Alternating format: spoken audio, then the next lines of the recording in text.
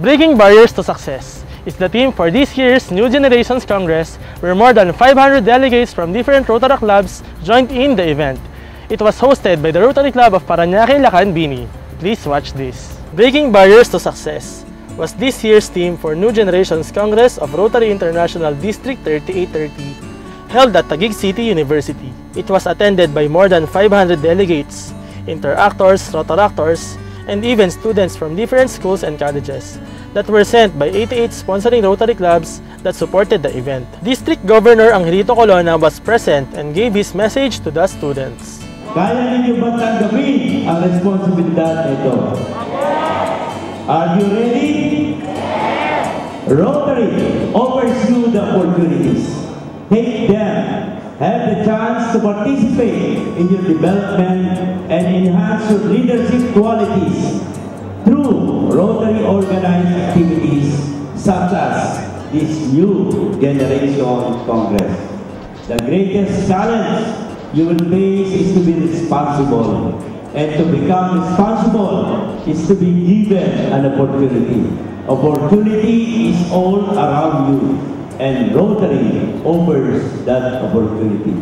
Inaasahan ko na kayong mga kabataan ngayon ay magiging mga leader ng business at sa ating bansa nagabay ng ideas ng Rotary at ng 4-way test, ng katotohanan, ng katarungan, ng tapat na kalooban at mabuting pakikipagsamahan at ng mga gawain kapaki-pakinabang. Sana ay maging kayamanan sa iyong kaisipan at kalooban ang mga payo kong ito. The event was made possible by the lead club, the Rotary Club of Parañaque, Lacan, Bini, with Best President Annie Shotwell, along with the co-lead clubs.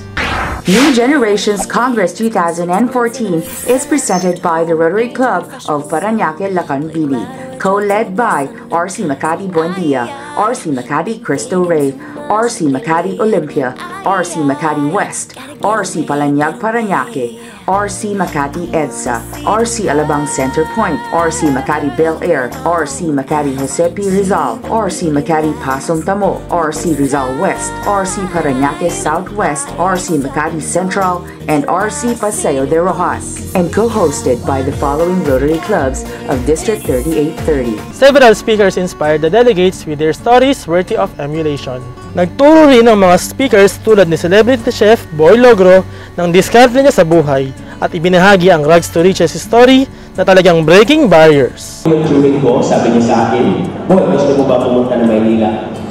Siyempre naman, nangangarap. "Sige po, Chong, sama po ako."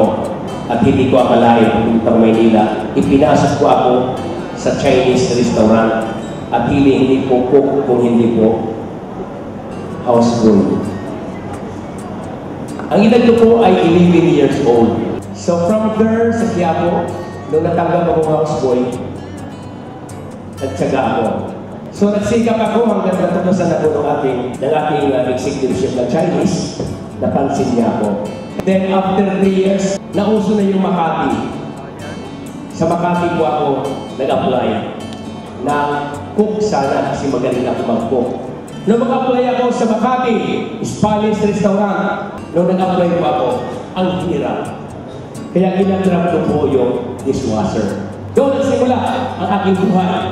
Nag-apply ako sa abroad, career ko.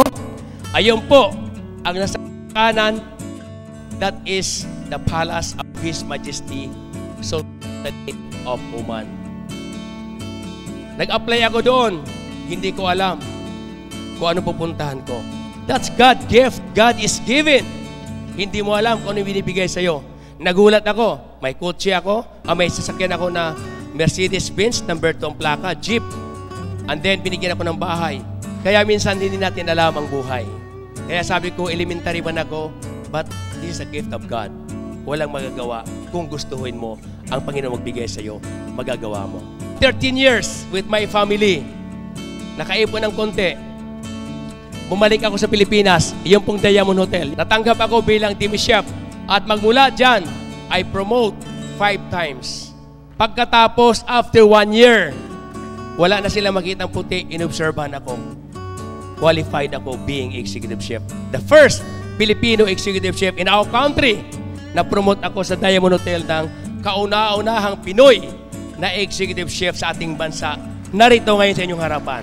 31 years old, the youngest chef in the Philippines, the highest paid ever sa ating bansa. Ako po yon. This is not only about you breaking barriers, but this is about each and every one of us here in this room, all the Rotarians, even the people in PCU who needs to break barriers. We may be here as Rotarians, but every day we need to thresh out, we have challenges, so we need to break barriers to be able to meet our challenges. Nagkaroon din ng essay writing contest and a lot of attendees submitted their entries vying for the 10,000 pesos cash prize and the chance to be featured here on TV and be recognized by the Rotary International. Essay Writing Challenge. Its purpose is to get youth participants to write about how the conference positively affected them. This will be used for District 3830 publications, but also for the best essays we will submit to Rotary Showcase, an international online site that showcases the best and more meaningful projects done by Rotary worldwide. And for the prize, all essays submitted will be acknowledged. A total of 10,000 pesos will be awarded to the best essays. Organizers reserve the right to determine the number and cash reward to be given for each winning essay. Organizers will have exclusive use of essays and may publish in ways they deem fit. So what are you waiting for? Join the New Generations Congress 2014 Essay Writing Challenge. Congratulations to the delegates and thank you for the good feedback on the New Generations Congress. The event was organized by iCreate Media Events Management with official media partners, Real Lives Real People on PTV4, and Buhay Pinoy TV Show on PTV as well. Congratulations to the host clubs, especially to Rotary Club of Parañaque Lacanbini with Best President Annie Shotwell, and to Taguig City University for hosting New Generations Congress 2014. Happy students from Doña Rosario High School for vision screening of the Rotary Club of Makati Cristo Rey when Real Lives Real People returns.